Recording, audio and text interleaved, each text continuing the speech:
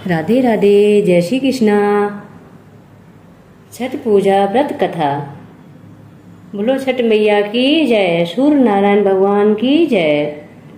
कार्तिक मास के शुक्ल पक्ष की षष्ठी को सूर्य षष्ठी का व्रत किया जाता है। इसे डाला छठ भी कहते हैं। पुत्र होने पर यह व्रत किया जाता है। इस दिन सूर्य देवता का विशेष महत्व है। इस व्रत को करने वाली स्त्रियां धन्य धान्य, पति, पुत्र तथा सुख समृद्धि से परिपूर्ण रहती हैं। यह व्रत बड़े नियम तथा निष्ठा से किया जाता है। इसमें 3 दिन के कठोर उपवास का विधान है। इस व्रत को करने वाली स्त्रियों को पंचमी को एक बार नमक रहित भोजन करना पड़ता है। षष्ठी को निर्जल रहकर व्रत करना पड़ता है और षष्ठी के दिन विधिवत पूजा करके अस्त होते हुए सूर्य को अर्घ देते हैं तथा सप्तमी के दिन प्रातः काल नदी या तालाब पर जाकर स्नान करती हैं। सूर्योदय होते ही अर्घ देकर वे जल ग्रहण करके व्रत को खोलती हैं। मान्यता है कि छठ देवी सूर्य देव की बहन है और उन्हीं को प्रसन्न करने के लिए जीवन के महत्वपूर्ण अवयवों में सूर्य और जल की महत्ता को मानते हुए इन्हें साक्षी मानकर भगवान सूर्य की आराधना तथा उनको धन्यवाद करके माँ गंगा, यमुना या किसी भी पवित्र नदी या पोखर के किनारे यह पूजा की जाती है। कथा है, प्राचीन काल में बिंदुसार तीर्थ में एक महीपाल नाम का वणिक रहता था। वह धर्म कर्म से हीन तथा देवता विरोधी था। एक बार उसने सूर्य भगवान की प्रतिमा के सामने मलमूत्र का त्याग किया, जिसके परिणाम स्वरूप उसके दोनों नेत्रों की ज्योति जाती रही। इसके बाद वह अपने जीवन से उबरकर एक दिन गंगा जी में डूबकर प्राण त्यागने का निश्चय कर लिया।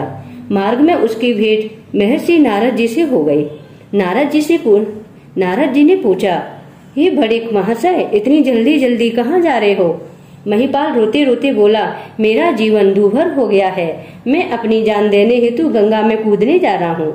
मुनि नारद को उस पर दया आ गई और वह बोले, हे अज्ञानी मनुष्य, तू प्राणों का त्याग मत कर। भगवान सूर्य के क्रोध से तुझे यह भुगतना पड़ रहा है, इसलिए तू कार्तिक मास के सूर्य षष्ठी का व्रत रखकर पूजा कर। इससे तेरा दुख और दारिद्र्य मिट जाएगा। वणिक ने ऐसा ही किया तथा सुख समृद्धि पूर्ण दिव्य ज्योति प्राप्त पाकर स्वर्ग का अधिकारी बन गया। उसी समय से इस व्रत का प्रचलन हो गया है। बोलो सूर्य नारायण भगवान की जय, छठ मैया की जय। दूसरी कथा। एक वृद्धा के कोई संतान नहीं थी।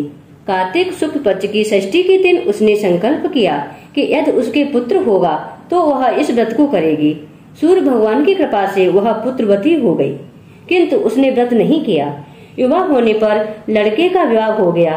विवाह से लौटते हुए वर वधू ने एक वन में डेरा डाल लिया। थोड़ी देर बाद बहू ने अपने पति को डेरे में मरा हुआ पाया तो वह बहुत विलाप करने लगी। उसका विलाप सुनकर एक वृद्धा उसके पास आकर बोली, मैं छठ मैया हूँ। तेरी सास सदा मुझे फुलसाती रहती है। अगर संकल्प करके उसने मेरी पूजा नहीं की और न ही मेरा व्रत किया, तेरा विलाप देखकर मैं तेरे पति को जीवित कर देती हूँ। घर जाकर अपनी सास को इसके बारे में बताना कि वह अपने संकल्प को पूरा करे। उसके यह कहते ही लड़का जीवित हो गया और छठ मैया अंतर्ध्यान हो गई। वधू ने घर जाकर सारी बातें सासू माता को बताई। सासू माँ ने अपनी भूल स्वीकार करी और तभी से वह इस समय में व्रत करने लगी।